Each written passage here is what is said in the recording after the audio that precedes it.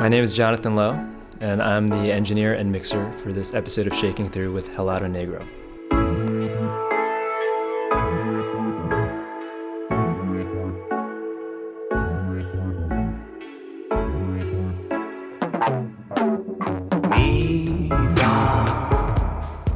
The biggest difference in this episode was just the early process. Day one, we didn't use Pro Tools. We did everything in Ableton Live, and that's a DAW that I'm not familiar with. I think if we get a second monitor, then at least we can be sharing the same. Okay, so two monitors, one in there, one out here. It would be another set of like keyboard and mouse. Okay. So we would both be staring at the same screen, seeing the mouse move when the other person moved it. Track is like MIDI notes and sort of standard MIDI information. Sync is MIDI clock. And then remote is the ability. I think a part of why I was a little bit nervous is because I like to be very on top of whatever the next step is.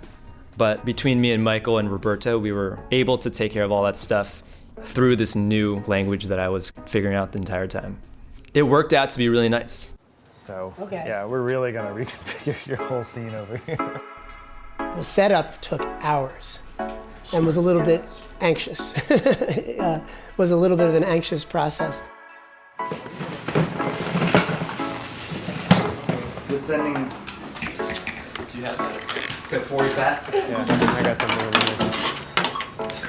Okay, let's do it one more time. But you have a delay on yours, or Yeah, latency. I'll fix it. And give it a second to catch up. A big part of just that process was getting everything to interface.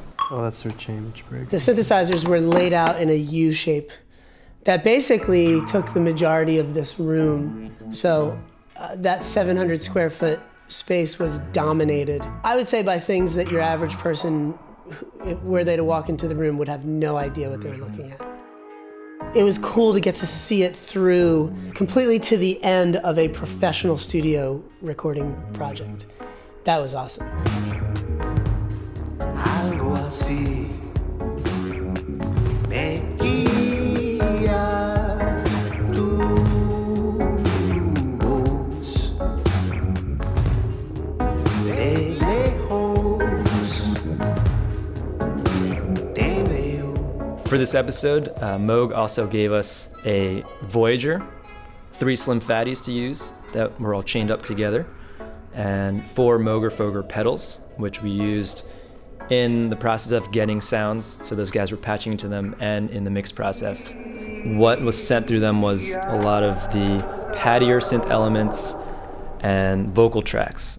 Flotando en tus brazos. The lead vocal was sent out through the Moger Foger delay, possibly the phaser, and then the cluster flux, which was set for modulating stereo chorus.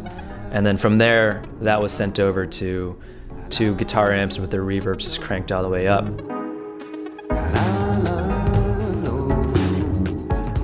Later in the day, Michael grabbed a kick drum off the shelf and played through a couple of snare drums and just had a little makeshift drum set. I was thinking, like, let's get the biggest bass drum we have in the room, and then boom, and then just like put it over there and put a mic over there, and just like, and then have that big sound. Yeah. Quiet. I guess let's just try some. Mm-hmm. I threw up one mic, the Neumann U67, kind of far off, and put it in a place where both the elements were balanced nicely. You might as well just send it through something. Record with a filter on or something, you mean? Maybe. I ran that through the LA2A, really smashing it, getting a lot of pumping, getting a lot of room sound, a lot of distortion, and added this really cool character to the electronic drums.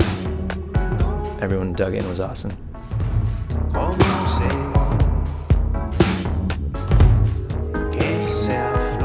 Roberto and Michael had this really cool idea of just running an SM58 like stage vocal mic, but the microphone would be routed through the ARP 2600. And so the signal's going in here, and then going into the spring reverb that is built into the ARP. And then at the same time, the amplitude of his voice is affecting the filter frequency. For the longest time, I was listening back to it and didn't realize it was actually a vocal. You ready, Roberto?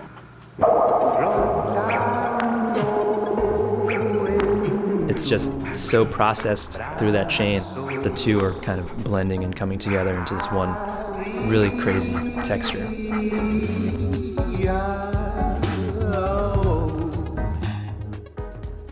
Meet the drums in this section now.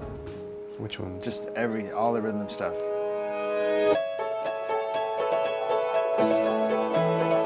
One of the later elements that we added to the song was the tack piano, and I think that's one of the highlights of the song for me. It's just how everything opens up and becomes like a totally different landscape for that moment. I want the one that I'm doing now the loudest, and the other one Gotcha. just below it a little bit. Yeah. Same spot.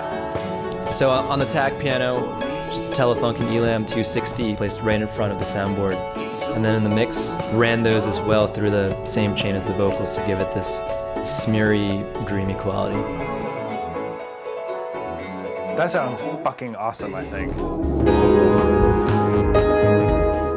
The big takeaway was that this type of process has really beautiful merits.